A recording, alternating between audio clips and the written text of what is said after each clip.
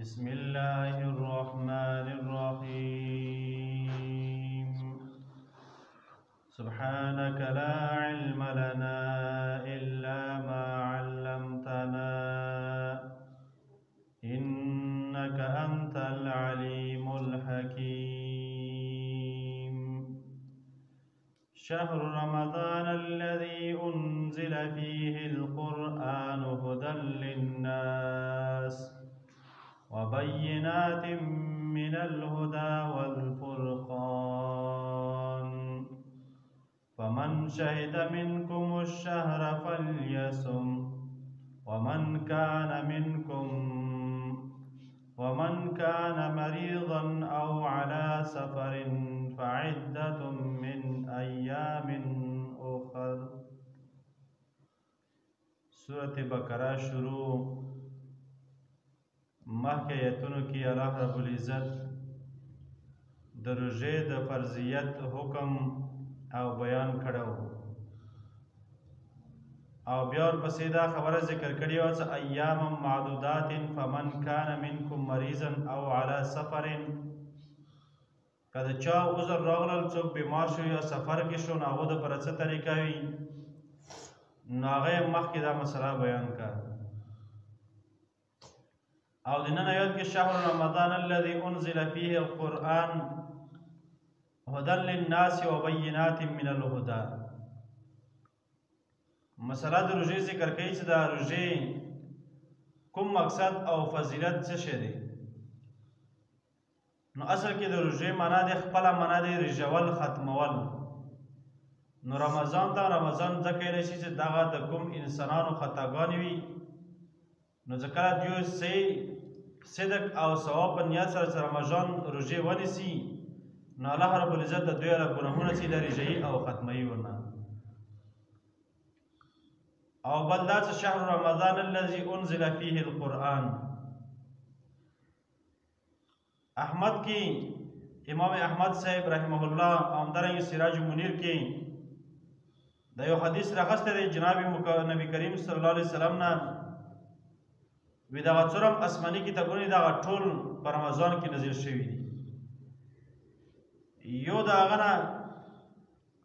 د ابراهیم علیه السلام علیه صحیفې چې دا د اول شپې رمضان کې نازل شوي دي او همدارنګه تورات شپږم کې انجیل په دیارلسم کې او قرآن کریم په څلوېښتم کې نو دغه ټول څلور آسماني کتابونه دغه نزول چې دی په روژې کې شوی دی رمضان کې او د روژې خپل په خپل ځای باندې زیات فضیلتونه دي او فضایل ډېر دي انشاءالله مخکې روژې مطابق بیا هغه بیانو د روژې فضیلتونه او بل دې آیات کې خبره ذکر کوي هدن للناس خلکو دپاره هدایت دی د څرنګې طریقې نه په دې طریقې سره د څوره احکامات دي او اصول دي دغه ټول خلکو ته ملوي قرآن کریم کې او چې کله د قرآن کریم په اصولو او احکاماتو باندې انسان روان شي نو همیشه دپاره ډېره زندګي ورسره برابرېږي بل وبینات من الهدى په دلایل واضحو سره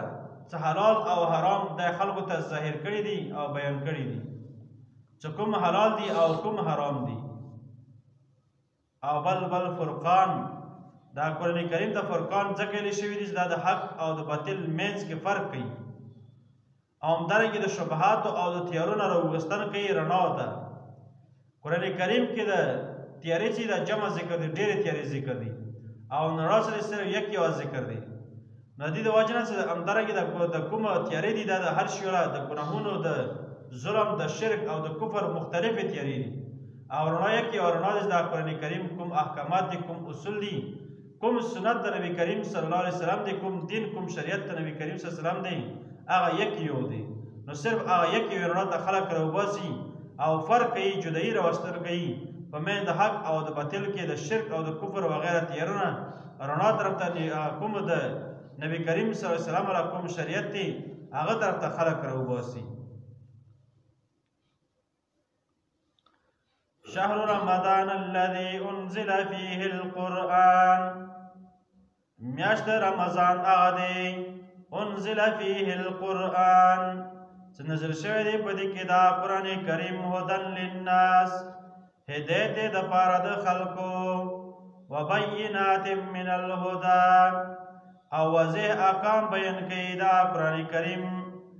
من الهدى د حلال او د حرامو نه د هدایت دپاره والفرقان همدارنګې فرق کوونکی په منځ د حق او د باطل کې فمن شهد منکم الشهر څوک هم چې ژوندی پاتې شول د تاسو نه یعنې چا هم چې د رمضان میاشت ولیدله نو فلیصمه نو دا د روژې ونیسي د رمضان والا بیا که چاته عذر پېښ شي ومن کان مریضا او علی سفر څوک داسې سړی و چې هغه بیمار شو د رمضان میاشتې کې یا مسافر شو یا مسافر و مخکې نه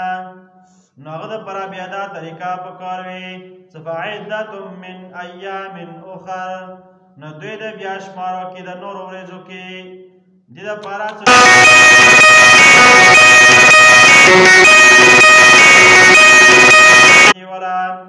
ولا يريد بكم العسر نغړي الله تعالی په تاسو باندې سختي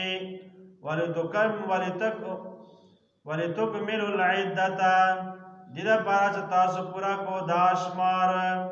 ولتكبروا الله على ما هداكم